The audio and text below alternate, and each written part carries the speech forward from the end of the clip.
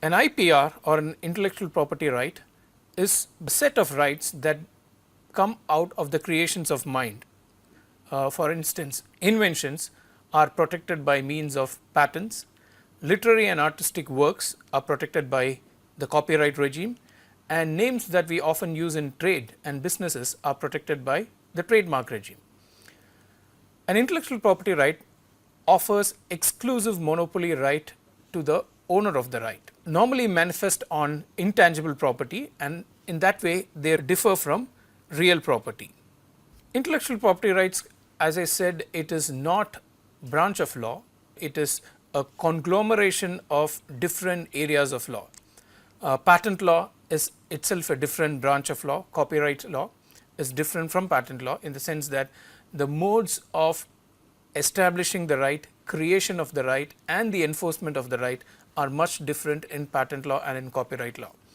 For instance, in patent law, to prove infringement, you will have to look at the document that encompasses the patent right, which is what we call a patent specification.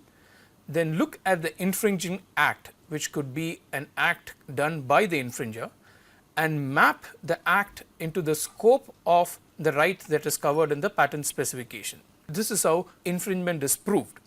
So, the process of proving infringement is comparing an act committed by the infringer to the scope of right that is carved out in a particular document. Whereas, if we look at copyright, or even for that matter trademarks, the rights that are manifested in the trademark or the copyright are proved by a normal comparison of the infringing right. For instance, if there is a book that is copyrighted and there is also another work which is allegedly infringing the copyright, then all you need to do is read through the two books and see whether there is a likelihood of the one work being a copy of the other. So, infringement is proved by a simple mechanism of reading or comparing two documents. Similarly, for trademarks, the infringement is proved by looking at the two similar marks, and the standard is one of reasonableness. So, if it is reasonably found that one mark could not have been made without looking at the other mark, there is an initial case of infringement.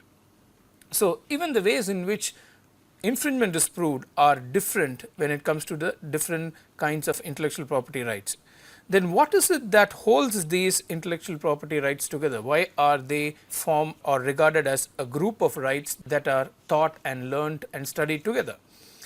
So, we can come across various explanations. One of the predominant explanation, which is a classical one, is that these rights came out of some form of creative labor. Now, creative labor is something which we understand as being different from physical labor. So, creative labor, when it resulted in certain rights, those rights could be captured by these regimes. So, if the creative labor was a result of a person or a group of people coming up with an invention in a technological domain, then that right in the invention came to be captured by patents. If the right pertained to an artistic or a literary work which was largely expressed in some medium, then that right could be captured by a copyright.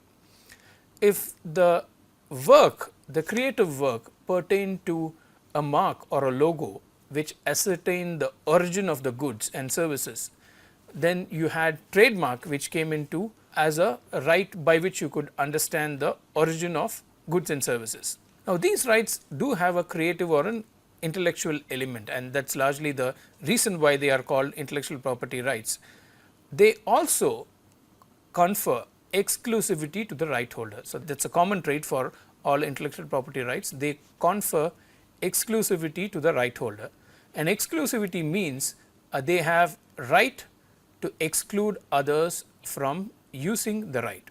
So, if you have a patent, if the patent is granted by the patent office, in India it is granted by the intellectual property office, then you have an exclusive right to use the invention for a period of 20 years from the date of application.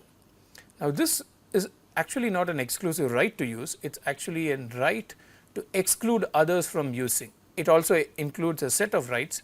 For instance, you can exclude others from manufacturing, exclude others from selling, exclude others from offering for sale, exclude others from licensing, transferring, and a whole set of rights are involved here. So, the grant of a patent in itself confers an exclusivity. Similarly, a copyright and a trademark also confer exclusivity. Now, these rights are different from the rights that vest in real property, because intellectual property, one way we can understand intellectual property is by distinguishing them with real property. Real property has borders and it is tangible. You could ascertain the limits of the real property in time and space. It is possible for you to, if the real property is a land, you could go to the site and ascertain the boundaries of the property. To ascertain the boundaries of a patent right, it is not immediately discernible by looking at the product in which the patent manifests. The product may have a notification somewhere say that it is covered by a patent showing a number, but you would not know what is the extent of the right covered in the patent unless you look at an external document, in this case the patent specification or the granted patent.